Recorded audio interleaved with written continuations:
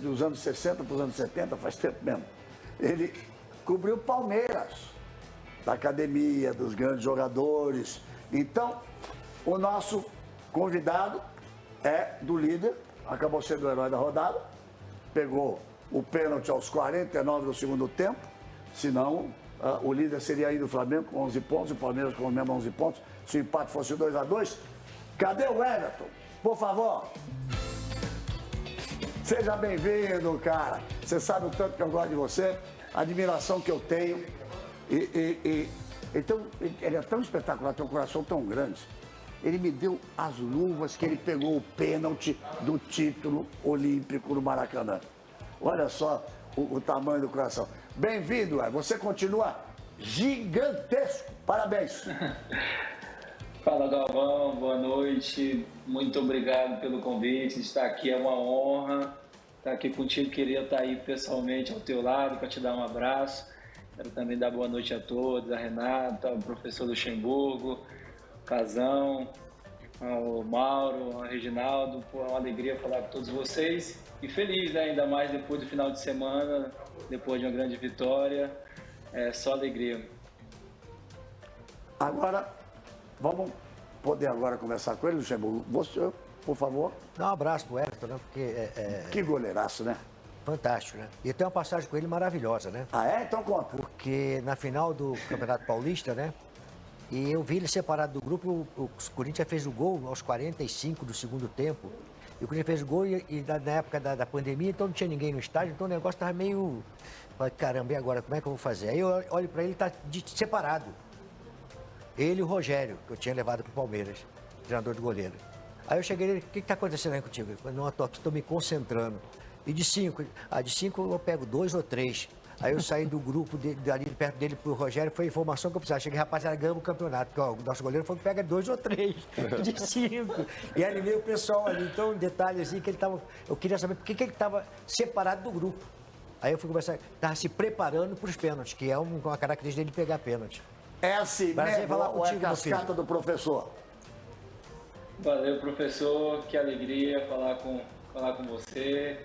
Realmente acho que pênalti muitas vezes é mais emocional, né? Você tentar manter a maior tranquilidade. Para o batedor também é muito difícil para bater pênalti. Ele nunca vai estar 100% relaxado. Então aquele momento era um momento de concentração junto com o Rogério para decidir as estratégias, para tentar relembrar quem poderia bater os pênaltis. E eu estava muito confiante, passei essa confiança para o professor passou para todo o grupo e deu tudo certo. Eu peguei 2 pênaltis, fomos campeões e em cima, né, do nosso maior rival, então foi só alegria.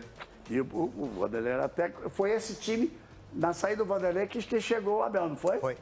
Pegou a coisa meio ajeitadinha também, o Abel. Pegou a coisa meio ajeitadinha, mas é um grande técnico. Renato, eu vou com você, mas eu queria antes mostrar a classificação do campeonato. Estamos começando com o Palmeiras, com o nosso convidado. Vamos começar aqui, olha aqui. O Palmeiras tem 13 pontos, o Flamengo tem 11 pontos. Aí Fluminense e Red Bull Bragantino tem 10 pontos, o Fluminense leva vantagem, eu acho que é nos cartões. Se for ver saldo, gol marcado e saldo, é nos cartões. A classificação do cartão é um negócio meio esquisito, né? O Ceará terminou o jogo? Terminou 1-0 Bahia. 1-0 Bahia, ele poderia, e se ele pulasse aos 10, ele seria o terceiro colocado. É a força do Nordeste, do futebol do Nordeste. Tá? 1-0 Bahia, pênalti suspeitíssimo, estranhíssimo, no finalzinho do jogo. Gente, aí o caso agora vocês vão se virar para mostrar, não estava no roteiro, vocês se viram, porque o caso disse que foi suspeitíssimo. Agora, né? Aí, olha só, aí vem 1, 2, 3, 4, 5, 6 times com 7 pontos. Diferença em saldo, diferença de cartão. Ceará, Corinthians, Cruzeiro, Vasco, Juventude e São Paulo. Nesse bolo aí, eu destaco altamente positivo, todos os clubes, claro, mas todos são clubes campeões brasileiros, de primeira divisão, o Ceará e o Juventude, de estarem nesse grupo aí dos 7. Renata, Weber. Boa noite, Everton. Parabéns pelo jogo, pela defesa mas também contra o meu Inter, ele fez uma super defesa. O Ener Valencia chegou, poderia ter sido outro resultado. Ele fez aos 40 e não sei quanto, 49 também do segundo tempo. E ficou com ela encaixada. Não, ele realmente está numa fase muito boa. Agora, o Everton, a minha pergunta é sobre o Campeonato Paulista. Por vocês não terem vencido, o título não veio, muitas críticas, a torcida fica chateada, a imprensa começa a falar, trabalho questionado, um trabalho que nunca, na minha opinião, poderia ser questionado do Abel. São 5 anos aqui no Brasil. No clássico contra o Corinthians, na minha opinião, foi onde vocês mostraram futebol de alta qualidade, coletivo. Parece que vocês tiveram uma virada, uma outra chave, uma outra história. A partir dali, o que mudou? O que, em termos de atuação, fez com que o Palmeiras chegasse até essa rodada, liderando e principalmente sendo elogiado de maneira técnica e taticamente?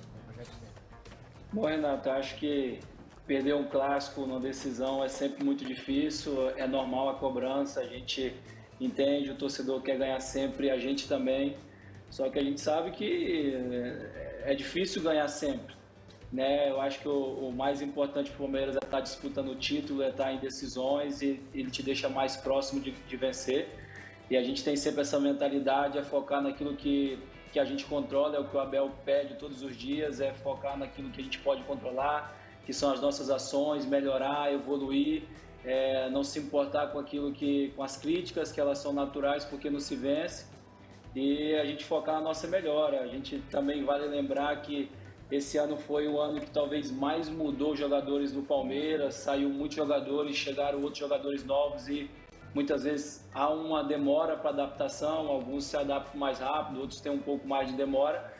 E agora a gente vê as coisas entrando no caminho, jogadores performando muito bem, jogadores que vêm já evoluindo, o Paulinho, que veio de lesão, já voltou a jogar e vai nos ajudar muito, o Maurício, que se lesionou, já voltou também e vai nos ajudar. Temos o Rafael Veiga, que é o nosso craque, que hoje está no departamento médico, mas com certeza vai retornar e vai nos ajudar. Então, assim, além de tudo isso, há uma competitividade muito grande entre a gente, porque são grandes jogadores que seriam titulares em qualquer equipe do Brasil.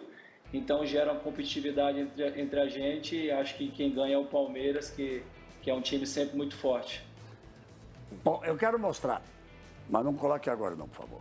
A defesa dele no pênalti, a defesa do pênalti no Maracanã, no tão sonhado título olímpico. Você sabe que tem mais um pênalti nessa história, né? Como é que é? Tem mais um pênalti decisivo nessa história. Ele já deu um sorrisinho. Porque Então ele fala sabe você, é passar mandar, pode falar você. Fala, Everton, beleza? O terceiro pênalti foi contra o Botafogo há 2 anos atrás. Estava 3-1 pro Botafogo. Verdade. Pênalti. O Tiquinho Soares foi chutar, era o 4º gol, matava o jogo, ele pegou e o Palmeiras virou o jogo e o Palmeiras foi campeão. Verdade. Então são 3 pênaltis de muito peso. Também queria falar o seguinte, que nós fizemos a final olímpica, né? 16. Isso foi no sábado, né, Galvão? Sábado. Foi no sábado, foi no sábado. Domingo de manhã eu estava num programa com ele lá no estúdio lá, com a medalha. Era esporte espetacular, eu acho que era domingo de manhã. Eu estava lá com ele, vi a medalha, dei os parabéns para ele. Eu queria perguntar para ele o seguinte, 2 coisinhas rápidas. Uma ontem, o pênalti, você sente que o atacante, quando é um pênalti aos 49 do segundo tempo, ele só tem a perder e a cabeça dele está cheia de dúvida e vocês ficam demorando para bebendo água, joga água para trás, agacha e tal, para colocar mais dúvida na cabeça dele? Porque quanto mais tempo tem para bater o pênalti, mais o cara fica pensando onde ele vai bater. Você batia pênalti? Batia no pênalti, Corinthians. eu vi. Você batia pênalti, Vanderlei? Eu como? Não jogava? Você que falou agora, hein? Não fui eu. Você que falou. Só para concluir, se ele pensa nisso, pelo menos pensou nisso ontem, e a outra coisa a Copa do Mundo é ano que vem, né? Falta um ano. Vamos deixar essa mais pra frente? Eu quero mostrar os lances do pênalti. É que eu ia perguntar se ele tá... porque a disputa, pra mim, a disputa de goleiro tá aberta. Então. Tá aberta, e ele tá dentro. Né? Eu quero saber se ele sente igual aos outros que estão lá de fora, porque eu vejo que às vezes tem muita preferência. Quando o goleiro brasileiro tá bem pra caramba, e lá de fora tá bem pra caramba, os caras convocam de fora, não convoca daqui. Mas é com qualquer jogador. Sim, mas goleiro é diferente, goleiros são menos, né? Goleiros são menos disputas, são mais. E 3 goleiros só. Os jogadores são 23. Você pensa nisso? Manda lá. Tanto no atacante como nessa seleção? Deixa eu só, antes de você falar, dizer uma coisa. Isso que o Casa falou, eu vi tua declaração do pênalti de ontem, falou assim, não, tem que perturbar a cabeça deles mesmo, eu perturbo mesmo. Eu faço pra perturbar. É por aí? Ô, Casão, obrigado aí pela tua pergunta, pelo teu comentário. Cara, óbvio que é difícil agora eu falar de estratégia, porque cada momento é diferente, mas óbvio que quanto mais tempo demora, aos 48, 49 do segundo tempo, é muito mais tensão para o batedor, ele quer tentar resolver logo o problema e quanto mais demora, vai tomar uma água, tu tenta enrolar, deixar ele mais tenso, mais nervoso. Aos 49, a responsabilidade maior, sem dúvida nenhuma, é do atacante, ele tem que converter o pênalti, então o goleiro é tentar manter a concentração, tentar induzir, tentar apontar para onde ele vai bater, para tentar mexer com ele. Foi o que eu fiz ali, eu estava bem tranquilo e muito confiante que poderia dar essa vitória para o Palmeiras e conseguir. Em relação à tua pergunta sobre a seleção, cara, eu nunca me senti assim. Eu acho que todos os goleiros que estão na seleção, eles estão por mérito, eles estão porque fazem um grande trabalho. A gente vê o Alisson e o Ederson performar em alto nível há muitos anos na Europa, em grandes clubes, como o Bento, que vem surgindo agora, como também está surgindo outros grandes goleiros aqui no Brasil também, com potencial de seleção brasileira. E eu sou mais um que estou lutando. Acho que a minha função é sempre estar em alto nível, estar jogando em alto nível, que acho que sempre me dá condição de pensar em Copa, ainda mais falando em Copa, praticamente um ano para a Copa, é muito próximo e tudo pode acontecer.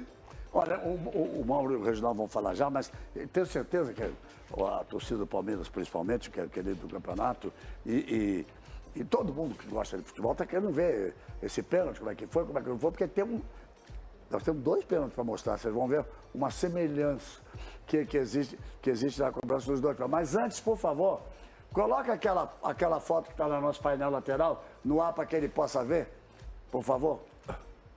Ah lá, isso é o Abel indo agradecer o Everton, obrigado, valeu, garoto. Isso é uma coisa, o técnico sair para te dar um abraço assim, no meio do campo é bacana. Um abraço do chefe não é toda hora que você recebe, né? Tem que valorizar. Olha aqui, Mauro e o Reginaldo vão falar já, mas porque agora eu queria mostrar, vou mostrar primeiro a defesa do pênalti com o Fortaleza ontem. Como é que quem bateu mesmo, meu Deus do céu? Lucero é bom jogador. E ele foi, então, vamos embora ver? Coloca no ar pra gente aqui.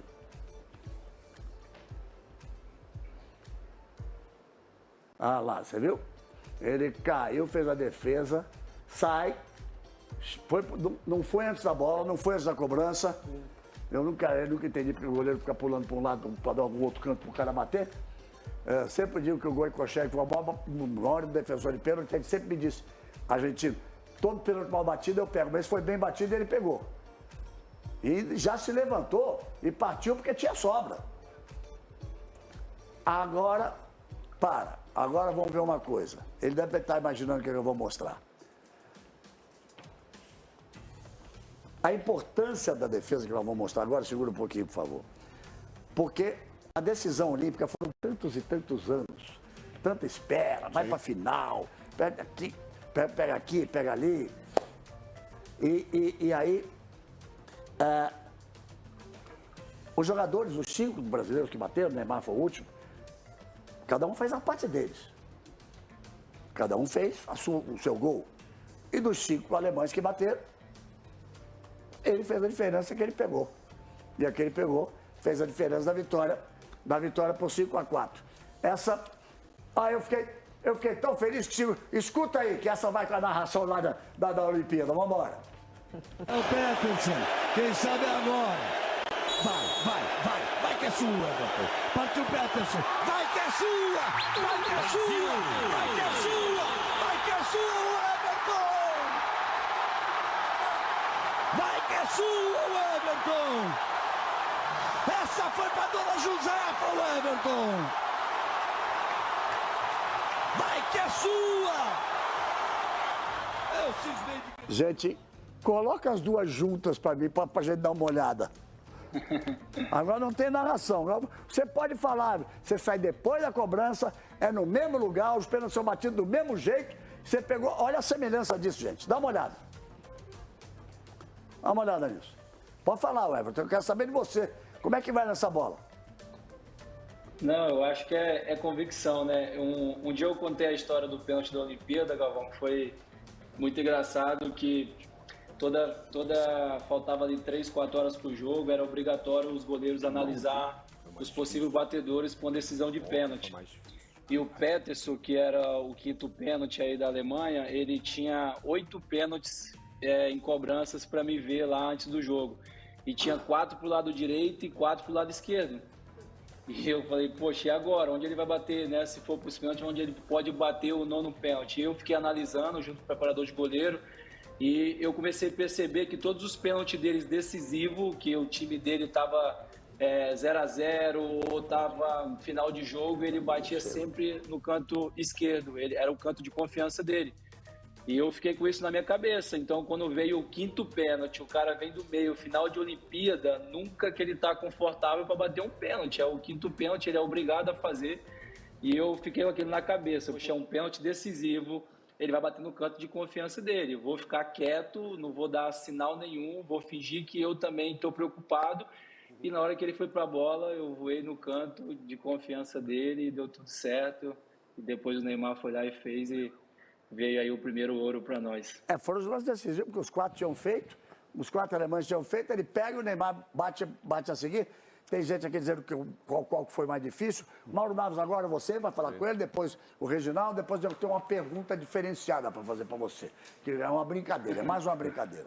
Ô, Everton, prazer falar contigo, também estava lá na Olimpíada, também tenho foto com o Everton, com a medalha. Estamos na transmissão, nós 3 aqui. E com a medalha e tal, a sensação incrível. Acho que, inclusive, é óbvio que o da Olimpíada é muito mais histórico do que o de ontem, mas comentava com o Casagrande, acho que a dificuldade do de ontem foi maior, aí foi mais no canto, com a mão aberta, mas enfim, histórico aquele. Ué, você falou, en passant aí, eu ia te perguntar sobre isso, o Palmeiras mudou demais. Eles falam, o Abel tá lá há 4 anos e meio, 5 anos, mas o time é muito modificado desse ano. Talvez por isso tenha demorado um pouquinho para engrenar. Mas você tem 5, 6 mudanças de jogadores titulares. Então, tem muito a ver, sim, com o trabalho do Abel. Como apareceu aquele abraço com você e ele ali, vou te perguntar, a gente não acompanha mais treinos? É relaxante treinar com o Abel ou é sempre tenso? Como é que é o professor Abel na intimidade lá com vocês? Boa, Fala, Mauro. Prazer falar contigo. Cara, o Abel, ele é totalmente o contrário do que vocês veem em jogos e entrevistas. Ele é totalmente o oposto. No dia a dia, ele é um cara amoroso, ele é um cara que fala tranquilo, ensina... tá ali sentado, vendo o treino, passando instruções, é totalmente o oposto. A gente fala, poxa, quando começa o jogo, acho que ele realmente veste a camisa e quer jogar junto. Então, no dia a dia, ele é totalmente oposto, é calmo, ele está ali para exigir o melhor de todo mundo, para cobrar o máximo, para o Palmeiras continuar sempre competitivo. E tu, né, lembrou uma coisa certa, é difícil você remontar uma equipe, por mais que você já tenha um trabalho consolidado. E se você pega de toda essa geração que estava aí, ficou praticamente eu, o Gustavo, o Rafael Veiga e o Rocha, né, e o Mike, 5 só, praticamente é todo um time mudou meio novo, time. Exato, que está se estruturando outra vez, mas a gente já vê jogadores com mentalidade competitiva, que é o que o Palmeiras precisa, competir do início ao fim, acreditar do início ao fim. Essa é a cara do Palmeiras do Abel. Agora então eu vou passar para o Reginaldo. Antes de fazer a minha pergunta, mas eu queria falar uma coisa. Porque o Reginaldo, quando você cobriu o Palmeiras, o Valdir de Moraes, o professor Valdir de Moraes, grande goleiro, ele tinha parado em 69, o Leão chegou em 69. Até ali, o futebol brasileiro era importador de goleiros. Se a gente for ver lá para trás, era argentino, uruguaio, paraguaio, era importador de goleiros, os grandes times. E você acompanhava, Regi, o professor Valdir treinando o Leão, que foi para a Copa do Mundo meses depois. Eu acho que foi o primeiro treinador de goleiro que nós tivemos e mudou a história. Depois nós viemos exportador de goleiros. Aí você pega Tafarel, você pega Júlio César, você pega Dida, Gigantes, pega Gomes, pega. Vai me ajudando aí. Agora o Alisson, o Ederson, o Bento, são.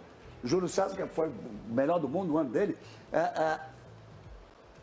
Eu só queria fazer esse registro e deixar para você conversar o que você quiser, mas é importante.